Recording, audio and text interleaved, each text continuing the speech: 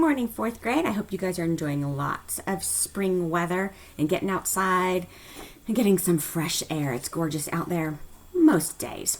All right, so today for reading, we are going to be looking at Colonial America, Lesson 8. You did 7 yesterday, 8 is today. Kind of works like that. So here's our focus for today. Readers, that's you. You're the readers. Readers of social studies texts use visual tools to help them understand historical events. So you use things you see to help you understand what's happened in history. Students, you again, will learn how to use timelines to keep track of events and determine cause and effect. So you're going to be using timelines to see, okay, this is what happens first, this is what happens next. I want to show you a quick timeline first that is kind of more typical of what you normally see. I made a quick timeline of our school year this year so far. So we have, there's a title in there somewhere, August 22nd was our first day of school. November 27th, Thanksgiving break. December, Christmas, March. This is when we all left school, March 16th. And that's when we were like, COVID. And we started our remote learning. April 6th, we went on spring break. June 11th is our last day of school. So this is our timeline of our school year. This is how you very often see a timeline. We're going to create a timeline a little different this year, or today, this lesson. So we have Colonial America Lesson 8, using timelines, sequencing important events.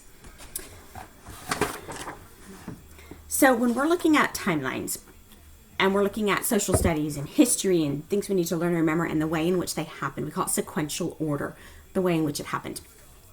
We're looking at using these timelines to help develop and understand the things that have already happened in the past. So these timelines help us see, okay, here's the cause of this, and then this is what happened because of it when you look at that order. So someone said something they didn't like, someone else got mad, then someone got in trouble. So we've got our cause, our effect, things like that. So we're using timelines to help us see those causes and effects. So we're going to look at key dates and put them on a graphic organizer that helps us remember them. Today we're going to focus on the sequence of events that brought the new colony, Rhode Island. So we've looked at other colonies. We're going to specifically focus on Rhode Island today and how it started and create a timeline for Rhode Island specifically. So we're going to look back at a book we've already seen. The very, very, very first lesson with Miss Neal, you looked at this book. We're going to look back at it again, called The New Americas. And you guys read more of it then. Right now, we're just going to get a little bit like a splash of, oh yeah, now I remember this. I'm going to connect this. So we're looking at The New Americas, Colonial Times by Betsy Maestro. And oh, they have the same last name. That's fun. And Julio Maestro.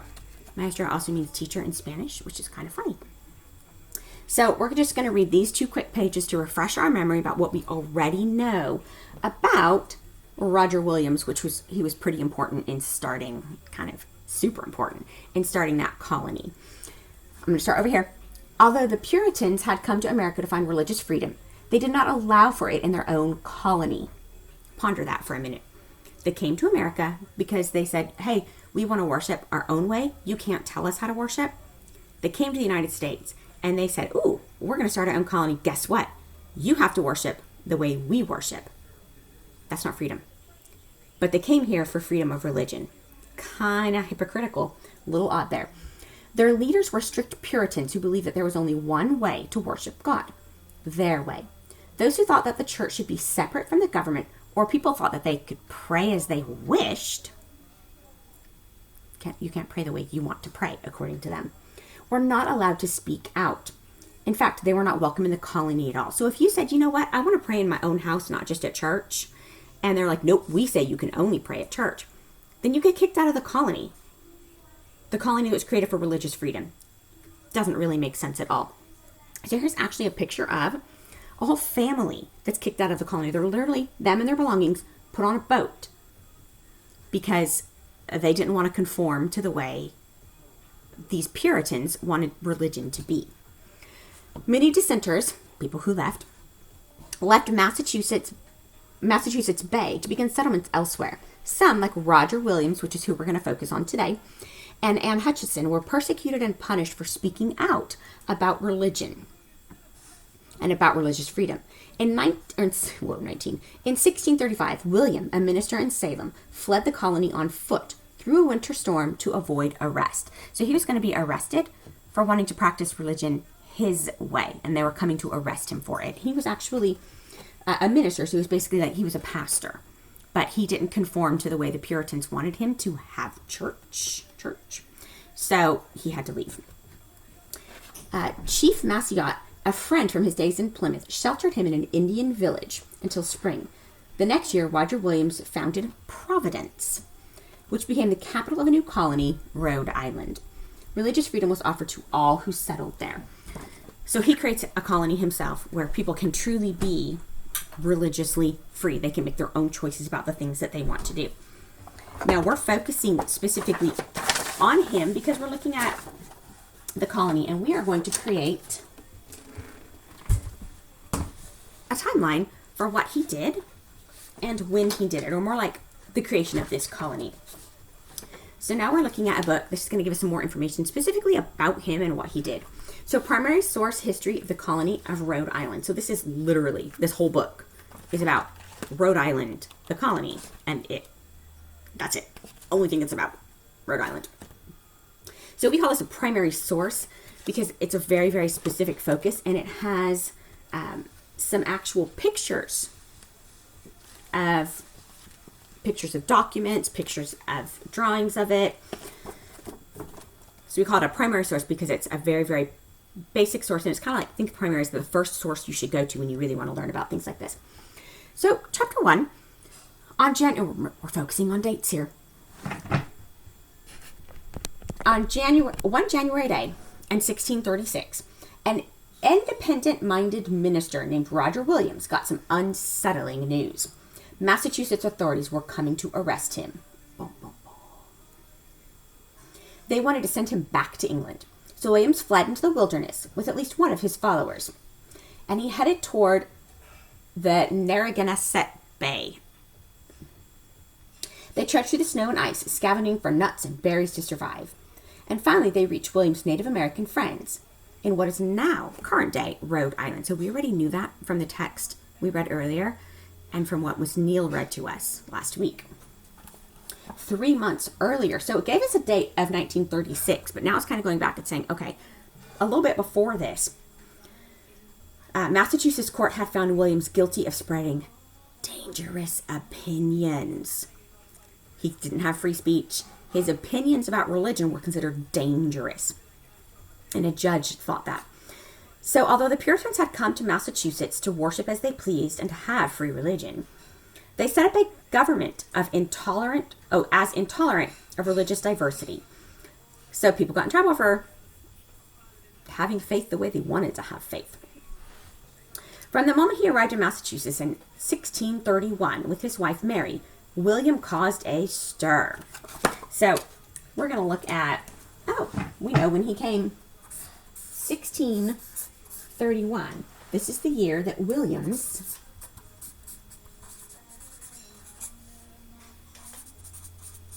and his family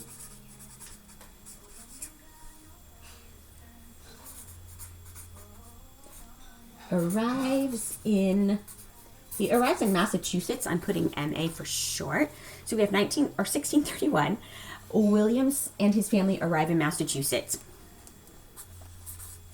People think he speaks out too much. And I'm going to put little quotes on too much because that's not my opinion. That's what the Puritans thought. So he speaks out too much. We also already read right at the beginning that in 1636, that's when he fled to the wilderness. I'm going to say to avoid arrest. And we know that this is Williams we're talking about. So we're talking back This is when they arrive. This is when he flees.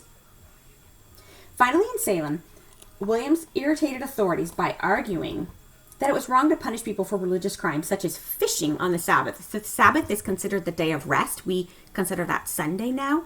So if people went fishing, hello, they need to eat. If they went fishing on the Sabbath or Sunday, they'd be arrested. That's how strict it was to live here in this first colony he came to.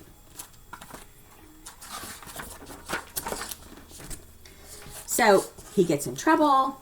1936, they're like, he's like, see ya, because he doesn't want to be arrested.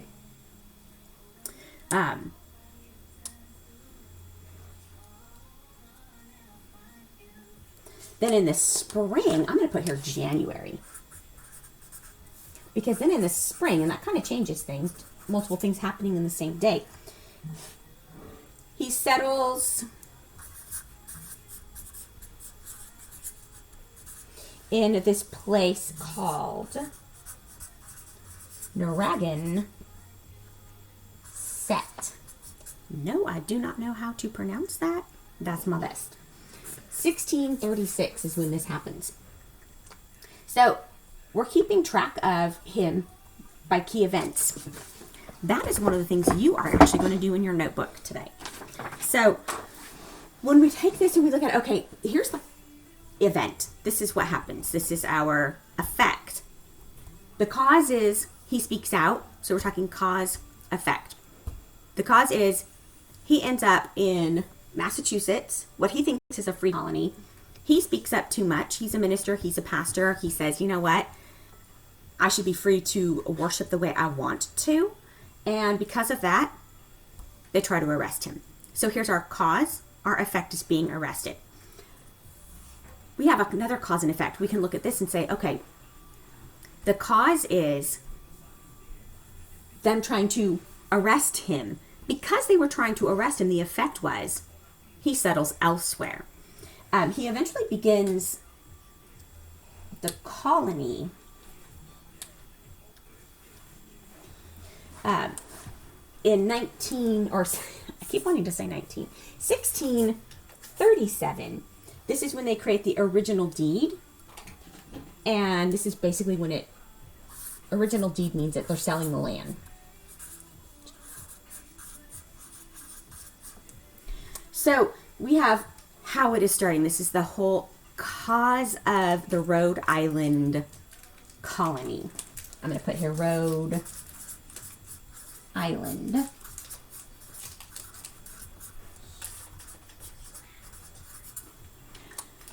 Cause, we have an effect. This becomes the cause to this effect. This becomes the cause to this effect. So cause and effect, this timeline organizer helps us to see how that happens.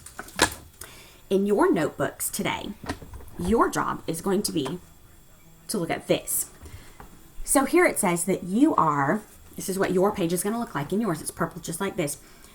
You're going to create a timeline of your event. So this is why I showed you the one from school, our school year.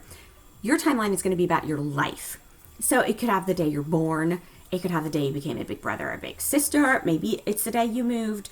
You're marking the year of the day you moved to Wilmington. Maybe you're marking the day you started at Wrightsboro.